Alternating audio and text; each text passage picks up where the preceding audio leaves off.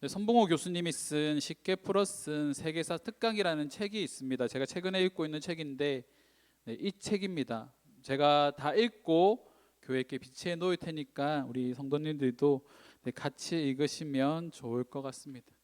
세계관이라는 단어를 한마디로 정의하면 세상을 바라보는 눈입니다. 여러분들은 어떤 눈을 가지고 세상을 바라보고 계십니까? 예전에 세계관에 대해서 잠깐 이야기를 할 때 제가 이야기를 들었던 것이 있습니다. 핑크 대왕 퍼시라는 이야기입니다. 이 얘기를 제가 참 자주 했던 것 같은데, 한 나라를 다스리는 핑크 대왕 퍼시라는 대왕이 있습니다. 이 대왕은요, 핑크색을 좋아해서 자기가 통치하고 있던 모든 나라를 다 핑크색으로 물들이려 합니다. 심지어 가축, 집, 들판에 있는 꽃들까지 전부 다 핑크색으로 다 물들였는데, 유일하게 한 가지 핑크색으로 물들일 수 없었던 게 있습니다. 그게 뭐냐면 바로 하늘이죠. 이 하늘을 핑크색으로 물들이지 못하니까 이 핑크 대왕 퍼시가 시름시름 앓기 시작했습니다. 하늘조차도 핑크색으로 물들이고 싶어서 말이죠.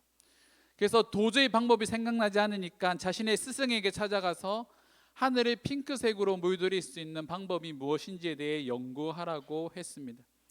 그리고 정해진 기일이 되었을 때 이 스승이 가지고 왔던 것이 바로 핑크색 렌즈가 있는 안경입니다. 그래서 이 안경을 이 퍼시에게 끼워주니까 이제는 하늘이 무슨 색으로 보일까요? 그렇죠, 핑크색으로 보이게 됩니다. 그때부터 이 핑크 대왕 퍼시가 행복하게 살았다라는 그런 얘기입니다.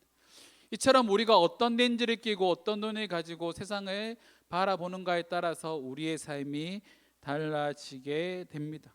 또 사람들마다 저마다 가지고 있는 정치적인 이념이나 종교적인 신념이나 살아온 환경에 따라서 서로 다른 세계관을 가지게 되는 거죠. 이 책에 보면 한국인만이 가지고 있는 독특한 세계관이 있다고 합니다. 첫 번째가 뭐냐면 민족주의입니다. 우리나라 되게 신기한 민족이잖아요.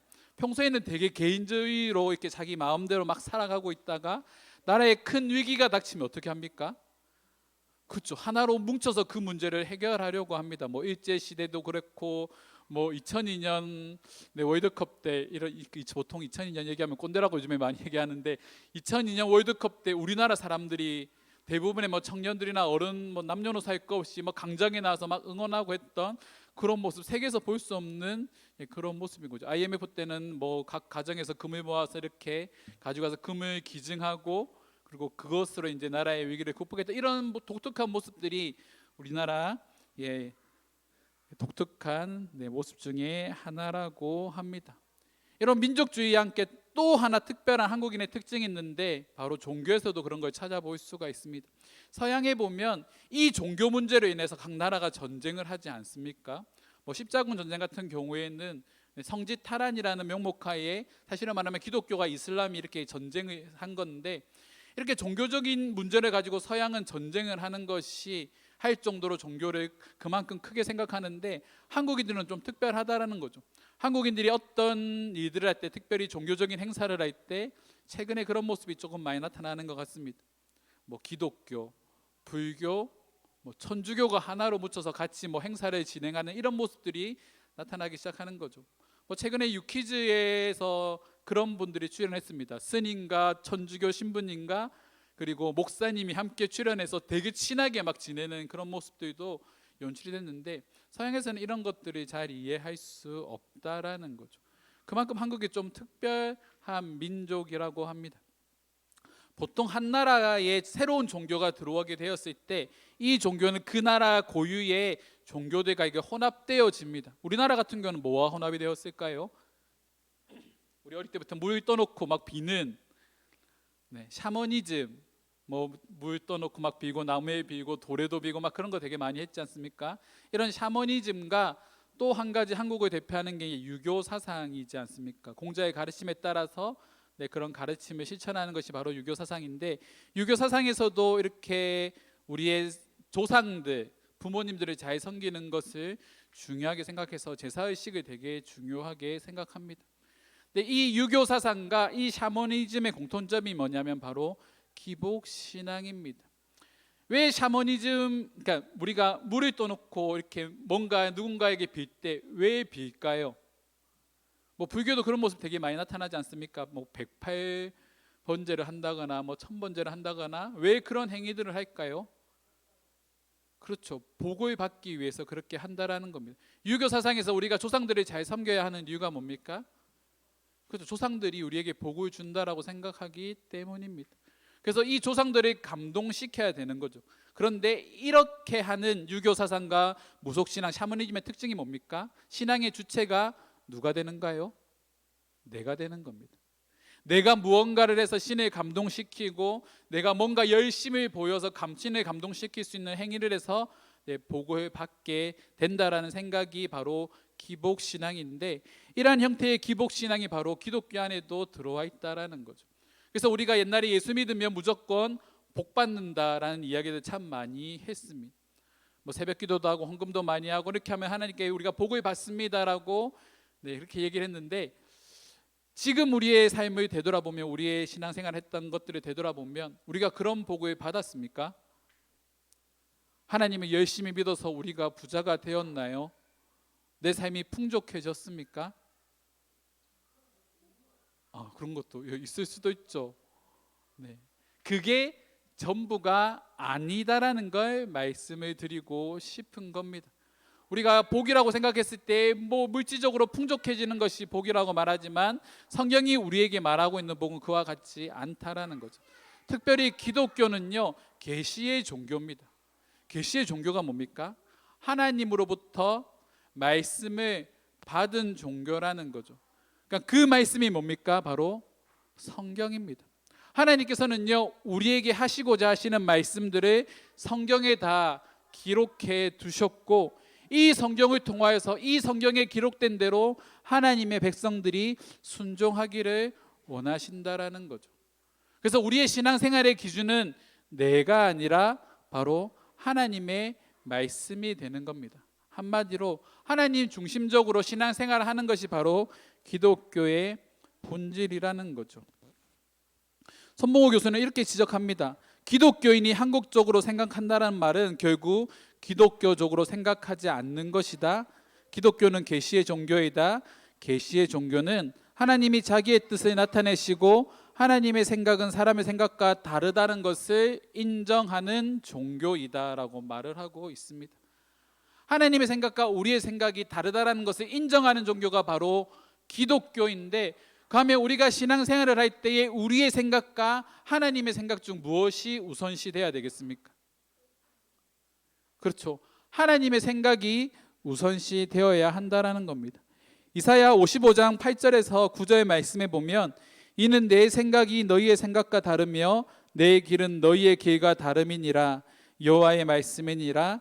이는 하늘이 땅보다 높음 같이 내 길은 너희의 길보다 높으며 내 생각은 너희의 생각보다 높음이니라. 하나님 뭐라 말씀하십니까? 내 생각은 너희의 생각과 다르다. 내 생각은 너희의 생각보다 뭡니까? 높다라고 말씀하시는 거죠. 근데 우리는 항상 하나님의 생각보다 우리의 생각을 먼저 주장을 합니다. 우리의 생각이 더 중요한 거죠. 하지만 믿음이 성숙한다라는 건, 우리에게 신앙이 자라가고 있다라는 건 내 생각이 아니라 하나님의 생각을 더 많이 하게 되는 겁니다. 한마디로 말해서 우리가 하나님의 말씀에 따라 순종하는 사람이 될 때에 우리의 믿음이 커져가는 거죠. 그래서 기독교인은 바로 하나님의 말씀에 순종하는 사람이 되어야 합니다. 우리가 사도행전의 말씀을 읽으면서 특별히 최근에는 바울이라는 인물에 대해서 계속적으로 살펴보고 있습니다. 바울의 특징이 뭘까요? 바울이 회심하기 전까지의 이전의 모습은 자기 중심적인 삶을 살아가는 사람입니다. 자기의 열심에 따라서, 자기의 야망에 따라서 예수 믿는 사람들을 핍박하고 잡아들이고 했던 그가 다메섹 도상에서 예수님을 인격적으로 만나고 난 이후부터 철저하게 하나님의 말씀에 순종하는 사람이 되었다라는 겁니다. 바울 서신에 보면 바울이 자신을 소개할 때 자주 사용하는 표현이 있습니다. 어떤 표현을 사용할까요? 그리스도의 종 나 바울은이라는 표현을 자주 사용합니다.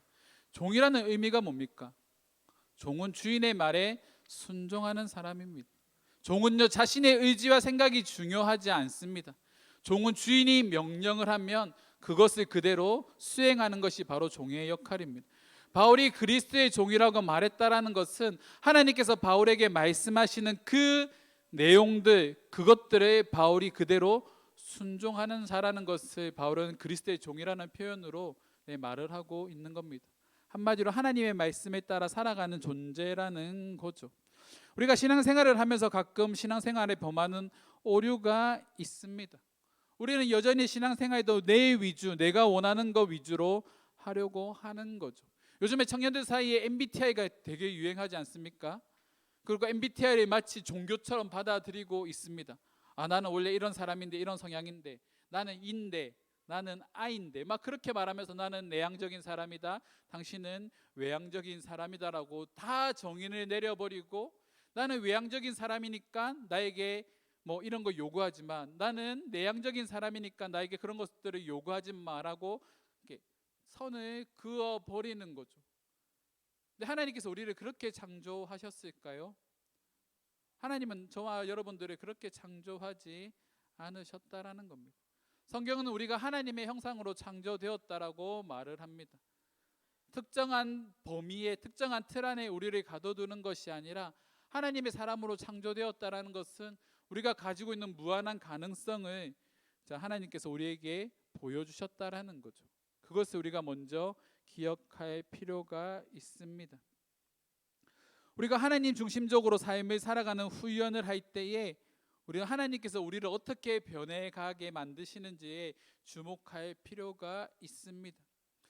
우리가 앞의 내용들을 살펴보진 않았지만 이 사도행전 27장에 보면 바울이 로마로 이송되는 가운데 태풍을 만나게 됩니다. 유라굴라라는 태풍을 만나게 되는데, 이 태풍이 막 치면서 사람들이 두려움에 휩싸이기 시작을 하는 거죠. 여러분, 배를 타고 가다 큰 파도 한번 만나 보셨습니까? 정말 두렵잖아요. 그러니까 제가 예전에 이게 마음이 좋지 않으면 해양대학교에 가서 이렇게 바다를 이렇게 보고 있거든요. 파도 치는 자갈 마당에서 이렇게 바다를 이렇게 보고 있는데, 파도 치는 모습 보면 정말 무섭습니다. 한 번 잘못 쓸려가면 아무리 수영을 잘해도 소용이 없는 거죠. 근데 배를 완전히 침몰시킬 수 있는 엄청난 태풍이, 유라굴라라는 태풍이 바울이 타고 있는 배에 이렇게 몰아쳤는데, 그 가운데서 사람들이 두려움에 휩싸여 있을 때 바울에게 하나님께서 나타나셔서 환상을 보여주십니다.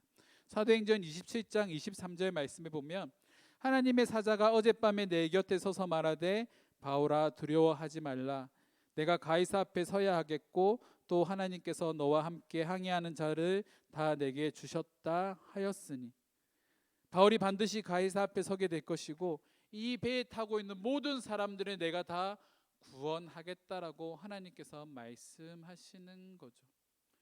그럼 하나님께서 이 바울을 로마로 이송하는 가운데 평탄하게 가게 할 수도 있지 않았을까요? 그런데 하나님은 왜 유라굴라라는 태풍을 그들 가운데 보내셨겠습니까? 이 말씀에서 우리가 알 수 있죠. 이 배에 탄 사람들을 바울을 통해서 구원하게 하기 위함입니다. 인생의 수많은 위기와 이런 유라굴라 같은 태풍을 만난 사람들이 참 많이 있습니다. 우리는 그 사람들의 모습을 옆에서 지켜보고 있죠. 근데 그런 그들이 이런 태풍과 유라굴라 같은 태풍을 만나서 그들의 마음이 무너져 있을 때에 그들에게 복음을 전할 수 있는 누군가가 그 자리에 있어야 한다라는 겁니다. 하나님은 그 도구로 바울을 사용하시는 거죠. 근데 문제가 뭡니까? 바울도 그 태풍 가운데 함께 있다라는 겁니다. 이것을 조용히 한번 또 묵상해 봤습니다. 가끔 그런 말들을 많이 하죠. 상처가 사명이다라는 그런 말들을 많이 합니다. 때로 내가 걸어왔던 이 삶 속에서 나에게 많은 아픔들이 있을 수도 있습니다. 저도 어릴 때 아버지 목회하시면서 어른들에 대한 좋지 않은 인상들을 많이 가지게 되었습니다. 그래서 내가 사역자가 되면 난 어른 목회 안 해, 나는 청소년 사역만 할 거라는 생각들을 이렇게 가진 적도 있습니다. 이처럼 그렇게 하다 보니까 청소년 사역을 이렇게 계속 10년 이상, 거의 20년 가까이 이렇게 해오게 되었고, 지금은 그 방향이 조금은 다른 방향으로 틀어지고 있지만 여전히 청소년들에 대한 마음들이 가지고 있는 거죠. 이처럼 우리가 자라온 환경에 따라서 때로는 그 환경이 좋지 않아도 하나님께서는 그것을 우리의 사명으로 변화시키는 때가 있다라는 겁니다. 바울이 유라굴라라는 태풍 가운데 함께 그 고통 속에 있지만 그 고통 속에서 이 문제를 해결할 수 있는 유일한 존재이신 예수 그리스도에 대한 존재를 배에 탄 사람들에게 말해주기 시작을 합니다. 하나님께서 여러분들의 목숨을 저에게 다 맡기셨습니다. 하나님께서 여러분들을 구원하실 것입니다라고 바울이 선포했고, 그리고 그 말씀의 응답이 바로 즉각적으로 이루어지게 되는 거죠.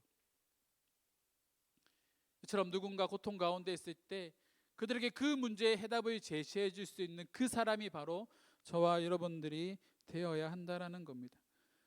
그렇게 바울이 이 배의 폭풍을 만난 가운데 배에서 이렇게 오랜 시간을 보내다가 멜리데라는 섬에 도착하게 되고, 이 멜리데 섬을 거쳐서 결국 이제 로마로 이송되어 왔습니다.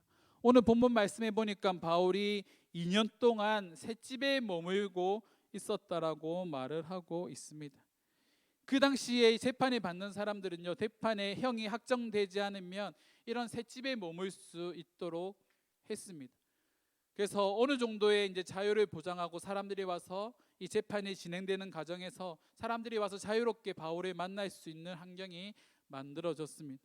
바울이 로마에 왔다라는 소식을 듣고 사람들이 바울에게 오기 시작을 합니다. 그 가운데서 바울이 무엇을 합니까? 31절 말씀해 보니까 하나님의 나라를 전파하며 주 예수 그리스도에 관한 모든 것을 담대하게 거침없이 가르치더라. 셋집에 머물면서 오는 사람들을 다 정성스럽게 영접을 하고 그들에게 하나님의 나라 주 예수 그리스도에 대한 것들을 담대하게 가르쳤다라고 말을 하고 있습니다. 재판을 받으러 온 사람이 자신의 찾아오는 사람에게 무엇을 하고 있다고요? 예수 그리스도에 대해 말을 하고 있다라는 거죠. 이것이 뭘까요? 지금 바울의 머릿속에 가득한, 마음속에 가득 찬 것이 뭡니까? 예수 그리스도, 복음입니다.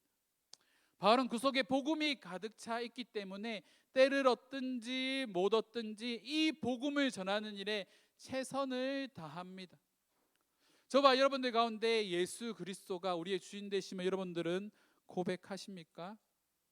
그렇다고 한다면 저와 여러분들도 이와 같은 동일한 사명을 받은 자라는 거죠. 우리는 때를 얻든지 못 얻든지 우리는 세상 사람들에게, 믿지 않는 사람들에게 복음을 전해야 합니다. 우리가 복음을 전해야 하는 이유가 뭘까요? 우리가 전도해야 하는 이유가 뭘까요? 여러분, 우리 왜 전도해야 됩니까? 함께 천국 가려고. 우리가 왜 복음을 전해야 될까요? 심지어 성경에 보면요, 전도하는 것이 미련한 것이라고 표현을 하고 있습니다. 전도의 미련한 방법으로 하나님께서 영혼을 구원하시기를 기뻐하신다고 말합니다. 왜 우리가 전도해야 될까요? 아까 기독교는 무슨 종교라고 말했습니까? 계시의 종교라고 말씀을 드렸습니다. 우리가 왜 전도해야 될까요? 성경에 기록되어 있기 때문입니다. 하나님께서 우리에게 너희는 가서 모든 족속으로 제자를 삼아 아버지 아들과 성령의 이름으로 세례를 주라 라고 우리에게 말씀을 하셨기 때문에 우리는 전도를 하는 거죠. 그것이 하나님의 명령이기 때문입니다. 우리는 신앙생활을 하면서 이런 것들을 계속적으로 기억해야 됩니다. 우리는 나의 생각이 아니라 하나님의 생각, 하나님의 방법대로 살아가는 자들입니다. 하나님께서 우리에게 말씀하셨다라는 것은 그것을 지켜 행할 것을 우리에게 요구하시는 거죠. 그리고 하나님께서는요, 하나님의 말씀에 순종하는 자들에게 하나님은 하나님의 복을 부어 주신다라는 겁니다. 우리가 기도를 통하여서 하나님의 말씀에 순종하는 삶을 살아갈 때에 우리가 경험하게 되는 놀라운 하나님의 은혜들이 있습니다. 세상 사람들은 모릅니다. 우연이라고 말하고 있는 그 일들이 계속적으로 반복되어진다면 그것이 과연 우연일까요? 믿지 않는 사람들에게 살면서 한 번, 두 번밖에 경험할 수 없는 소위 말하는 기적과 같은 일들이 우리의 삶 가운데 날마다 반복되고 있다면 그것은 우연입니까? 아니면 하나님의 인도하심입니까? 필연인 거죠. 우리가 기도할 때에 우리의 기도에 응답하시는 그 하나님의 역사가 우리 삶 가운데 나타나고 있다라는 겁니다. 그리고 그것은 하나님의 말씀대로 살아가는 자들에게, 또한 기도하는 자들에게 더욱더 선명해지는 겁니다. 하나님은 전도의 이 미련해 보이는 전도라는 행위를 통하여서 우리가 하나님의 영광스러운 그 한 영혼을 구원하는 일에 저와 여러분들이 쓰임 받기를 원하신다라는 거죠. 그리고 그이들을 위하여서 각자에게 지금 살아가고 있는 환경을 허락하셨다라는 겁니다. 그래서 그리스도인들이 살아가는 모든 삶의 영역이 바로 사명의 자리입니다. 왜 일을 할까요? 왜 우리가 직장 생활을 합니까? 단지 돈을 벌기 위해서 아닙니다. 그 직장이 하나님께서 우리에게 맡겨주신 사명의 자리이기 때문입니다. 우리는 교회에서만 신앙생활을 하는 사람이 아니라 세상 속에서도 그리스도인으로 살아가는 자들이라는 사실을 저와 여러분들은 반드시 기억해야 합니다. 그래서 예수를 잘 믿는다라는 것, 우리에게 힘든 일이 많이 있다라는 겁니다. 때로는 육체적으로 힘든 일을 우리가 많이 감당해야 되죠. 남이 하기 싫은 일 내가 먼저 가서 해야 되고, 남들이 섬기지 않는 그 삶의 영역에서 내가 더 많이 섬겨야 할 때가 있습니다. 그런 것들을 감당하기 시작할 때 세상 사람들이 우리를 보고 인정하겠죠. 제가 교회에서 하는 일은 열심히 분리수거하고 음식물 쓰레기 내다 버리고 그런 것들 다 하지 않습니까? 쓴소리 좀 하자면, 이게 분리수거 하시면 여러분들이 제대로 안 하시면 제가 저거 손으로 다 만지거든요. 근데 제가 그런 것들을 여러분들한테 내색을 하나요? 하지 않습니다. 여러분들 음료수를 먹다가 이게 크림이 묻어 있는 것들을 물에 안 헹구고 이렇게 버려놓으면 그거 제가 다 끄집어 와서 그냥 다시 물에 헹궈서 깨끗하게 만들어서 이렇게 분리수거 다 하거든요. 그런 저의 노고를 알아달라는 건 아니고, 그렇게 뒤에서 섬기는 것이 바로 그리스도인의 삶의 모습이라는 겁니다. 그렇게 사는 게 참 피곤하고 힘듭니다. 나 스스로도 나 혼자 이렇게 살아가는 것도 힘든데 누군가를 섬기고 세워주는 삶을 살아간다, 이건 두 배로 힘든 거죠. 제가 지난주에 이렇게 잠깐 어디 갔다 왔지 않습니까? 이게 연배가 지급하신 분들과 이렇게 같이 가다 보니까 그냥 계속 뛰어다닙니다. 이렇게 처지시면 쫓아가서 이렇게 수발 들어야 되고, 없어지면 또 찾으러 또 뛰어다녀야 되고, 그럼 공항에서부터 시작해갖고 이렇게 도는데 계속 그렇게 찾으러 다녔습니다. 근데 참 감사한 게 뭐냐면, 그분들도 제가 이렇게 많이 섬기는 걸 다 아시더라고요. 그리고 이런 것들이 쌓이고 쌓여서 제가 정말 큰 도움이 필요할 때 함께 갔던 목사님들이나 장로님들이 참 많은 도움을 주십니다. 하나님께서 이와 같은 방법으로 우리의 일들을, 우리의 고충들을 다 해결해 주신다라는 거죠.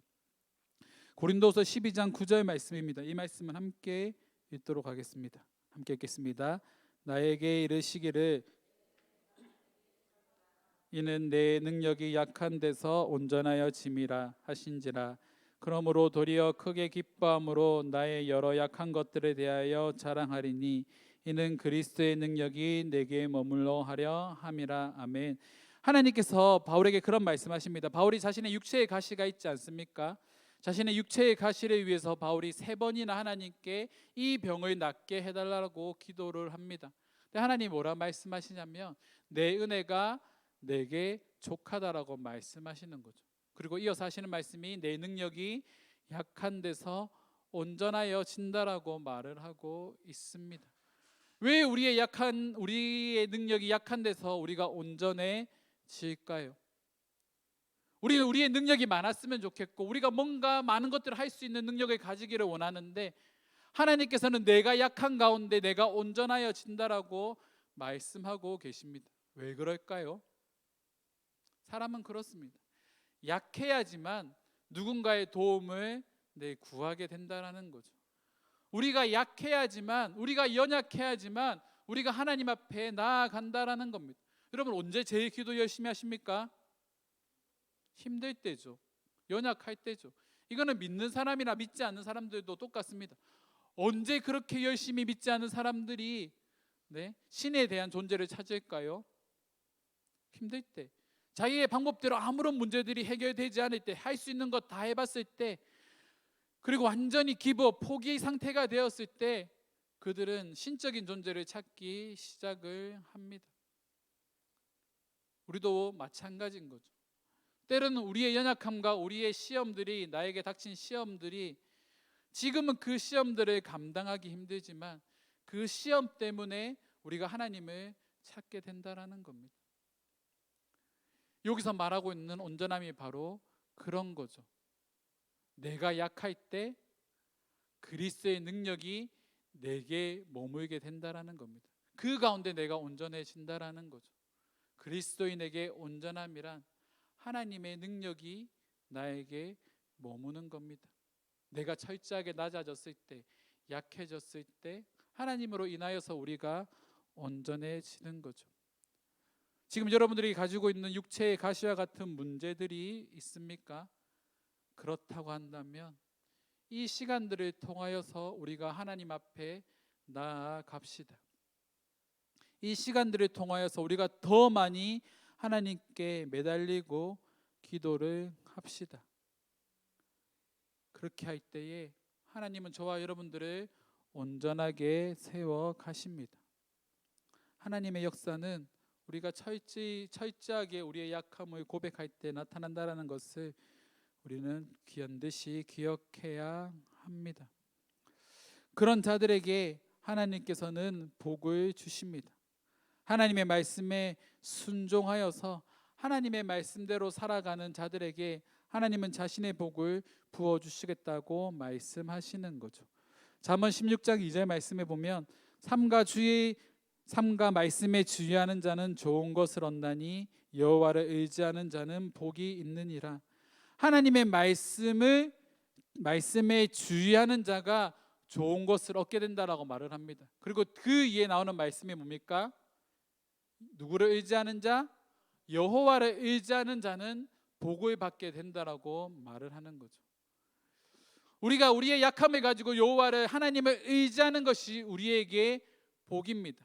왜냐하면 하나님께서는요, 하나님의 자녀들에게 절대로 좋지 않은 것을 주지 않으시는 분이시기 때문입니다.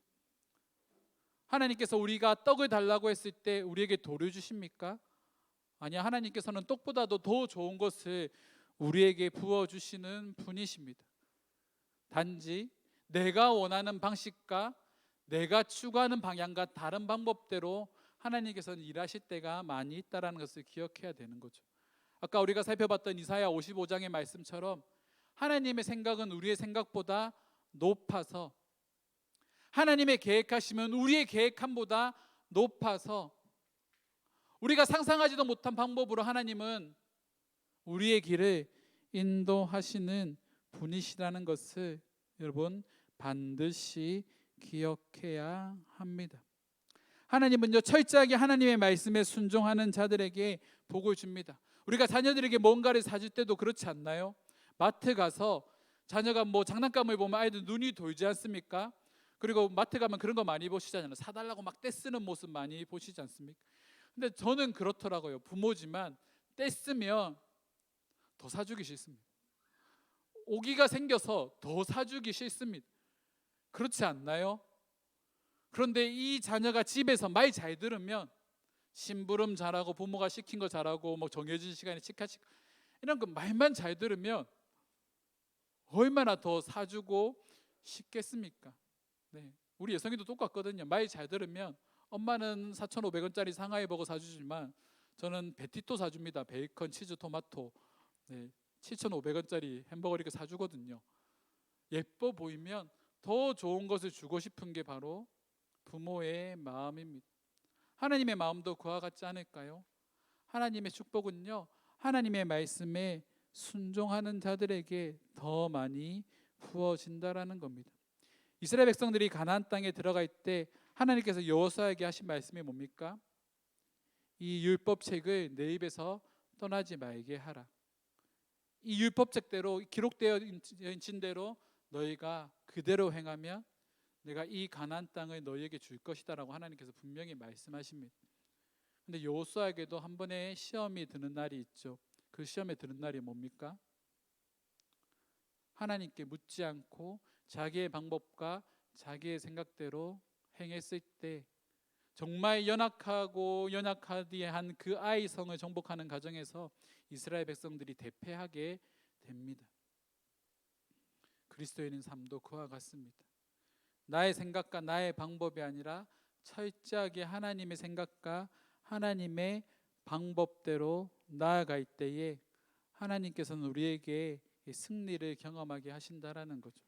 사랑하는 성도 여러분, 우리가 하나님의 말씀인 이 성경을 여러분들 손에서 절대로 놓지 않기를 바랍니다. 우리가 계속적으로 큐티를 하고 있지 않습니까? 그리고 이제 9월부터 우리가 이제 히브리서 말씀을 가지고 또 계속적으로 큐티를 이어갈 겁니다. 여러분들이 자발적으로 말씀 앞에 나아가는 것이 가장 좋은 방법이겠죠. 큐티를 하기 어려우신 분들은 진행되는 큐티의 내용에 따라 그 날에 해당하는 성경의 본문만 읽으셔도 괜찮습니다. 그렇게 읽어가면서 우리가 하나님의 말씀을 읽는 습관을 들이다 보면 어느 순간 그 말씀이 나의 마음속에 새겨져서 그 말씀이 나의 길을 인도한다라는 사실을 여러분들 분명히 기억하시기 바랍니다. 말씀을 정리하겠습니다. 우리는 철저하게 하나님의 말씀에 순종하는 자들이 되어야 합니다. 사도행전은 하나님의 말씀에 순종하는 사람들이 걸어갔던 길들과 그들이 이뤄낸 놀라운 일들을 기록하고 있는 성경입니다.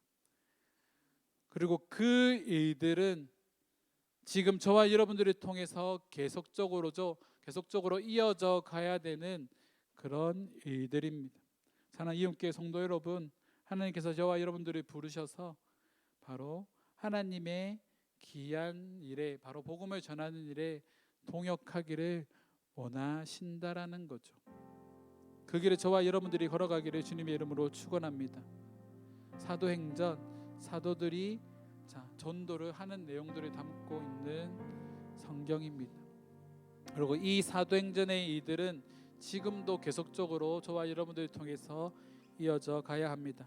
이 시간 우리 함께 기도하며 나아갈 때 하나님, 우리가 사도행전의 말씀들을 읽고 우리가 8월 동안 묵상하는 시간을 가졌습니다. 우리가 사도행전의 말씀을 통하여서 우리가 하나님의 말씀에 순종하는 한 사람을 통하여 하나님께서 행하시는 놀라운 일들을 우리가 바라보았습니다. 하나님, 그 일들을 이제는 우리가 감당하며 나아가기를 원합니다. 나의 생각이 아니라 하나님의 생각대로, 나의 방법이 아니라 하나님의 방법대로 살아가는 우리의 삶이 되게 해달라고 우리 함께 기도하며 나아가도록 하겠습니다. 함께 기도하시겠습니다. 하나님, 우리가 하나님의 방법과 하나님의